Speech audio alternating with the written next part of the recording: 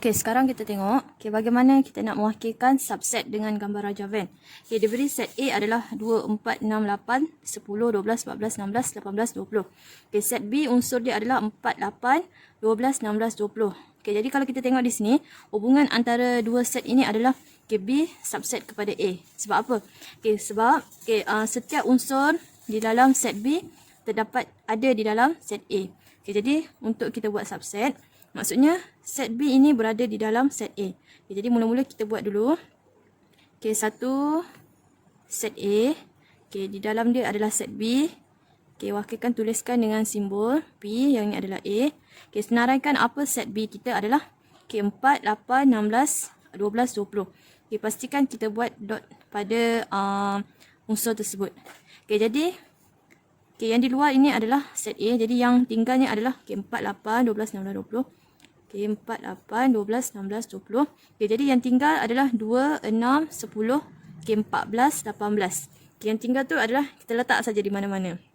Itu adalah cara untuk kita wakilkan subset dengan gambar Raja Venn. Kita tengok contoh yang 10. Set A kita adalah PQRST. Set B adalah PRS. Jadi kalau sini kita tengok hubungan antara dua set ini adalah B subset kepada set A. Jadi B berada di dalam set A. Kita lukis. Senaraikan dulu set B kita adalah PRS. Lepas tu set A. Apa lagi yang tinggal adalah unsur Q dan T. Kalau yang B, P ialah nombor bulat. Q nombor perdana. Nombor bulat ini adalah semua nombor.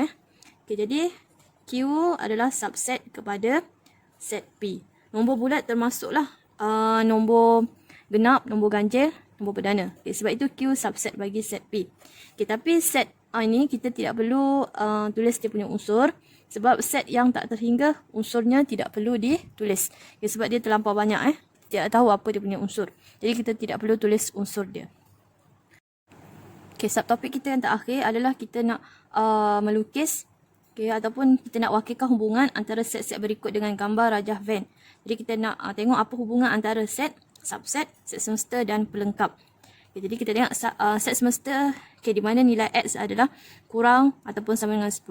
X kita adalah integer positif. Maksudnya nilai yang positif sahaja. Set A faktor bagi 10. Set B adalah nombor yang boleh dibahagi tepat dengan 5.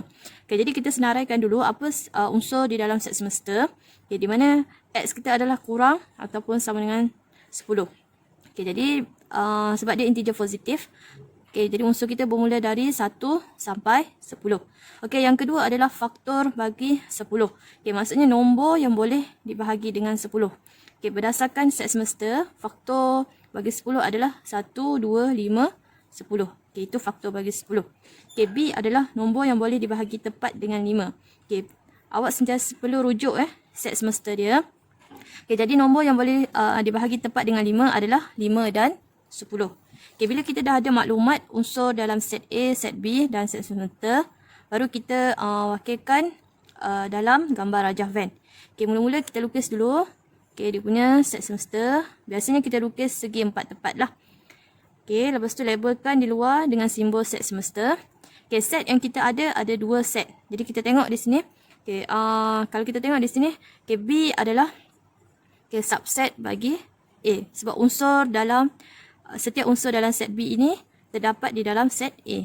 Jadi set B di luar adalah set A. Ini set B, set A. Jadi unsur dalam set B adalah 5, 10. Jadi yang tinggal adalah 1, 2. 1, 2. Jadi unsur yang tinggal lagi yang di luar ini adalah 1, 2, 5, 10. Yang tinggal adalah 3, 4, 6, 9, 8, 7. Maksudnya yang di luar ini adalah pelengkap dia. Pelengkap bagi set A dan juga pelengkap bagi set B. Tapi pelengkap bagi set B termasuk 1, 2 lah. Sebab ini adalah di luar kawasan B. Itu saja untuk set bab 11 Jadi perlu ingatkan untuk buat gambar Raja Venn, setiap unsur itu kita perlu buat titik. Awak tak boleh buat star macam ni. Contohnya buat star 9. Ini salah Perlu buat dot. Lepas tu tulis 9. Untuk mewakilkan setiap unsur.